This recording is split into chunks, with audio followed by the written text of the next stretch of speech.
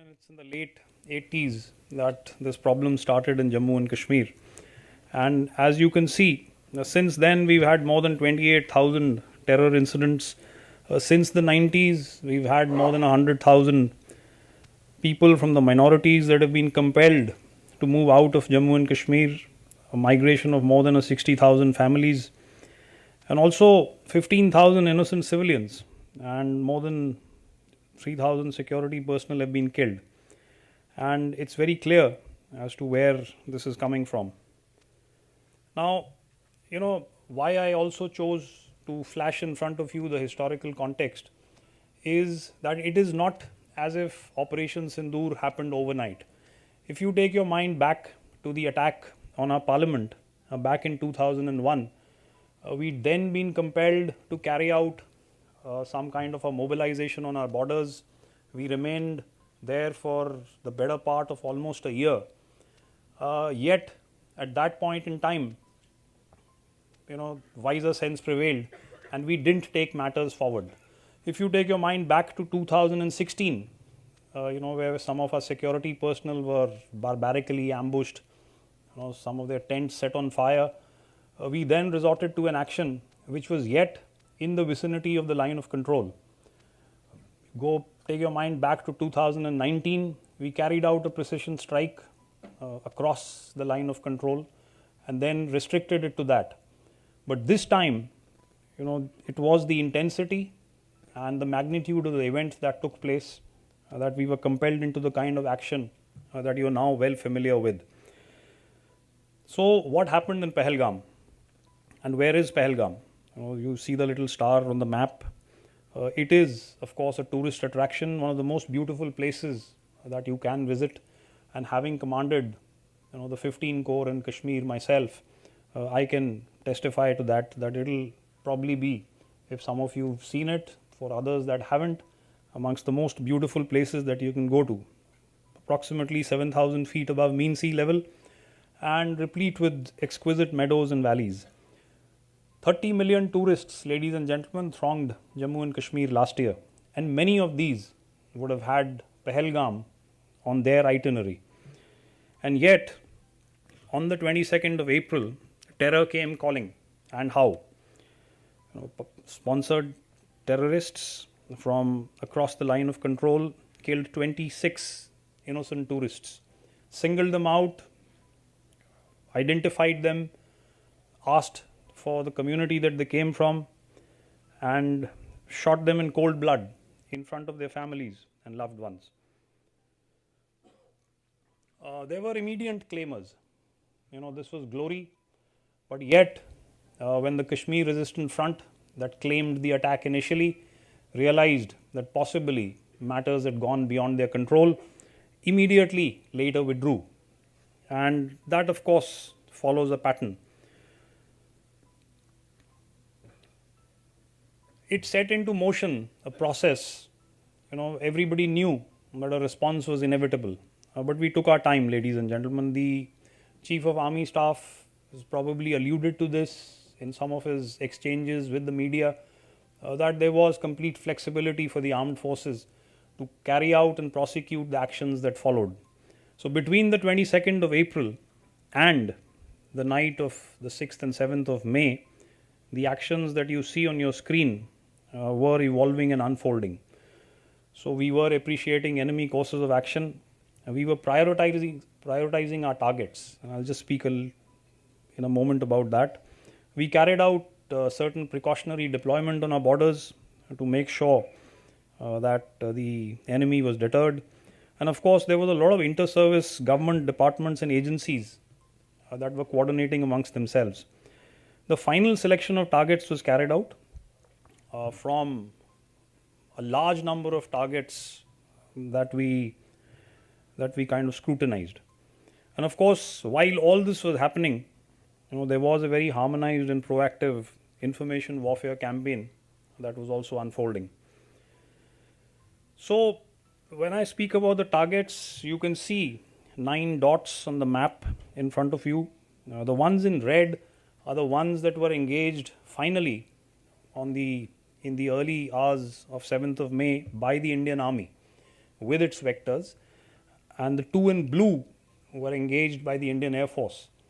That is not to say that the Indian Navy was not involved in this process. Some of the vectors that were utilized also, some of the personnel that were manning those vectors came from the Indian Navy. They were very much part of the rehearsals and the coordination that was happening before these strikes were actually carried out. So it's very safe and very correct to say that it was very much a tri-service operation. And the strikes were precise to make sure that there was no collateral damage. So you're already familiar with these, but I've just, the purple line that you see on the map is the line of control. So if you correlate the targets to that, it will tell you as to where exactly these are located. So out of the 9, 5 were located in Pakistan occupied Kashmir, and this is the first of those. As you can see the effects before and after, and some high value targets that were eliminated. This is Kotli. This is opposite the Rajouri Mender sector of Jammu and Kashmir, for those of you who are familiar. The videos all of you have seen, ladies and gentlemen.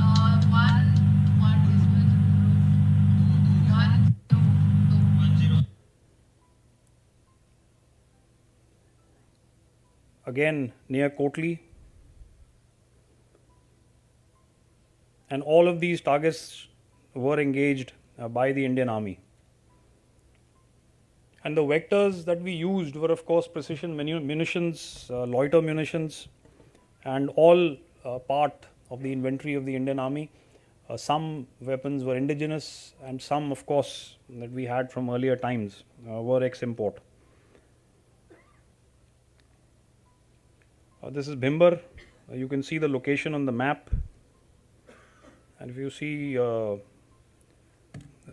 video here, you can see the mortar bomb coming out of the RPV.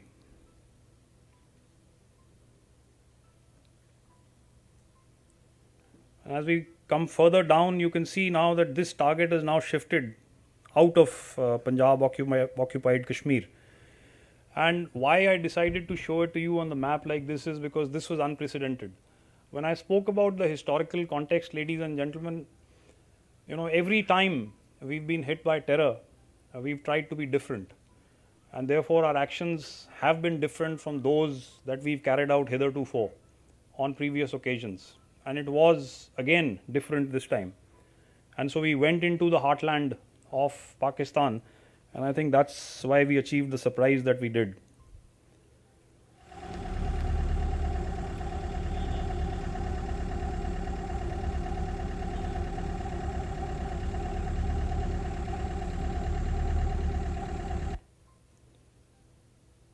We come down to Muridke, and this is, of course, the terror hub of the Lashkar-e-Taiba. That's the Indian Air Force strike you can see on the screen right on top. And of course, the before and after pictures, some high value targets that we neutralized. All in all, I've said this earlier, in the strikes that we carried out in the early hours of 7th of May, more than 100 terrorists were neutralized. This is, of course, Bahawalpur. If you go back to the second star on the map, these are the Maxar images of before and after. And that is why I spoke of the precision. You can see on the right as to where the rockets and the missiles have gone through.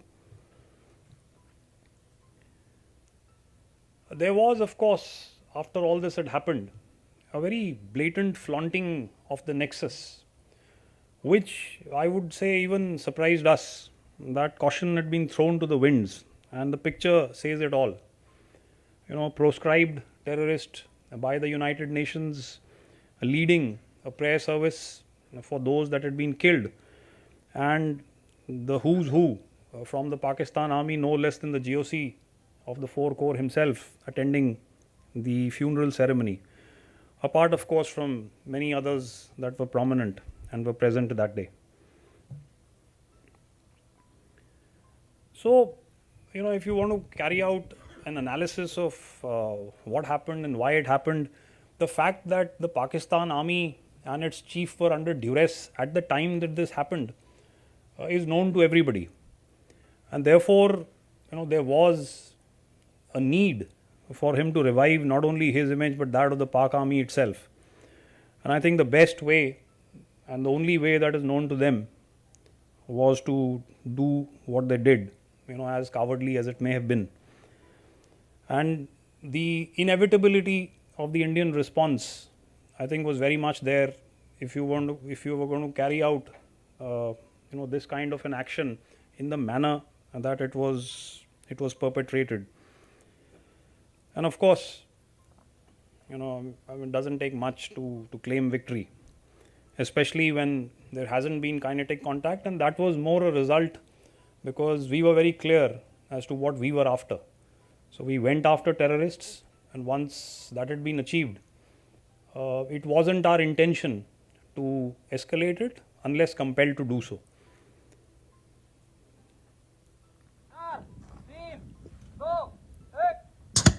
So there was also cross-border firing by Pakistan immediately once the terror targets were engaged. You can see the number of ceasefire violations on the top, and this carried on for a while. And at that point in time, if you recollect my media interaction, I'd said about 35 to 40 is what our estimate was.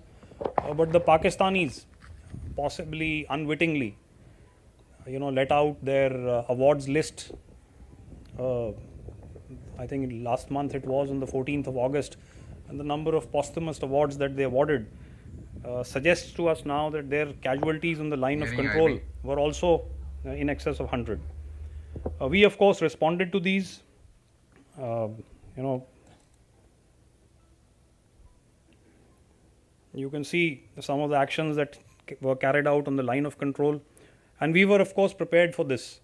Often in a lot of exchanges on the media that I've seen some people suggest that we were after terror targets and therefore we were not prepared for the eventualities that would follow. I think that's very naive, and it's almost churlish to suggest that a professional army such as the Indian Army would go into this kind of an action not preparing for the contingencies. We had war gamed 4 to 5 steps ahead, and we knew that the Pakistanis were going to do this. So we went and hit them on the second layer, which is not something that they expected on the line of control, and that's why they had the number of casualties that they did.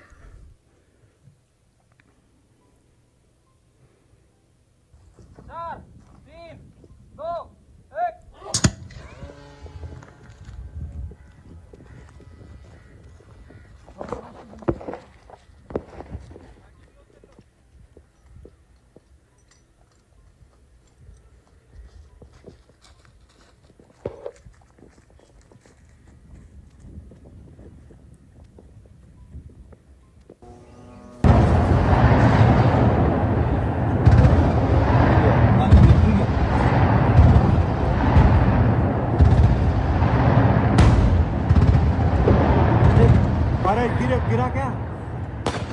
Torch बंद कर यार.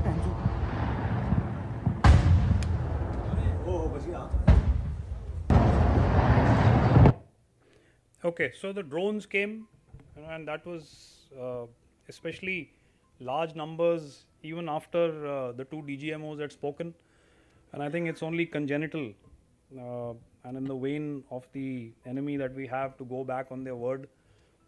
And the drones came after the 2 DGMOs had spoken, and there was some kind of an understanding to cease hostilities. You saw some of those engagements, and you can see that retaliation, rockets, drones, I think everything was a dismal failure, and I think in large part to the very strong integrated air defense that we could put up. And you can see on the left that a variety and class of drones was utilized in an attempt to cause casualties and damage to men and material. But everything was a dismal failure. On the right, you can see one of the missiles that was utilized. So this of course then led us to swing the Indian Air Force into action, and in precision strikes that they carried out on the night of the 9th and 10th of May, now we hit 11 of their air bases. And of late, I think the air chief has spoken about that. If you see, 8 air bases, 3 hangars and 4 radars were damaged. Pakistani air assets were destroyed on the ground. So we know for sure that one C-130 class of aircraft and one AEW, 4 to 5 fighter jets. And of course, there were assets that were also destroyed in air. And we now know that the world's longest ever ground-to-air kill at 300 kilometers plus, and 5, of course, high-tech fighters. I think the impunity with which these attacks were carried out is what is significant. The Indian Navy was also very much in action, ladies and gentlemen, and this is possibly a fact that is not so well known, but the Navy had sailed into the Arabian Sea, and when the DGMO spoke, they were very well poised, and had the enemy decided to take it any further, it could have been catastrophic for them, not only from the sea, but from other dimensions as well. The perpetrators of the attack at Pahalgam, and the Indian Army will chase them to the depths of hell, and we did. It took us 96 days, but we did not let them rest. And finally, ladies and gentlemen, when these 3 were found and terminated clinically, it seemed as if they were exhausted of running, and they also seemed very malnourished. So we kept them relentlessly under pressure. It also suggests to you as to how difficult counter-terrorist operations can be in a place like Jammu and Kashmir. Often people can turn around and tell you that where have they vanished? But it is sometimes like searching for a needle in a haystack. And while it may seem very simple to the non-discerning and those that are not initiated, but these things take time. Generating intelligence can take a while. But as you can see, the Home Minister has spoken about this in the Indian Parliament. They were eliminated and justice was yet again served. There has been a doctrinal shift in our strategy against terror. Our Prime Minister has spoken about it, and these are the 3 things he said. The terror attacks are an act of war, and therefore there will be decisive retaliation. We will not succumb to nuclear blackmail, and there is no distinction between terrorists and their sponsors. So if I was to just encapsulate this whole operation, 88 hours is what it took for the enemy to come and ask for a cessation of hostilities. You're well aware of that. For that call to be made by my counterpart then. We achieved our politico-military aims. We hit 9 targets across the breadth of Pakistan. This is, of course, a maturing of India's doctrine beyond the binaries of peace and war. You will see, as you did this time, a measured compellence from us. And of course, this was a fusion of military precision, diplomatic agility, informational superiority, and economic leverage. I'm speaking about the Indus Water Treaty of 1960 being put into abeyance the moment the terror attack was perpetrated at Pahalgam. So if I was also to then put this into now those 4 domains, and you can see, I'll just request you to read through this. I've already spoken about most of this. As far as our military actions were concerned, ladies and gentlemen, they were targeted, controlled, non-escalatory, and we openly acknowledged them to maintain our credibility. We also made sure that we put into place critical and significant conventional measures to apply pressure. We carried out some significant and telling forward deployments and extended our punitive reach to hitherto unprecedented levels. So this very quickly, gentlemen, was what we wanted to put across to you. Should there be any questions from any of our revered guests and dignitaries, I would be very glad to answer them.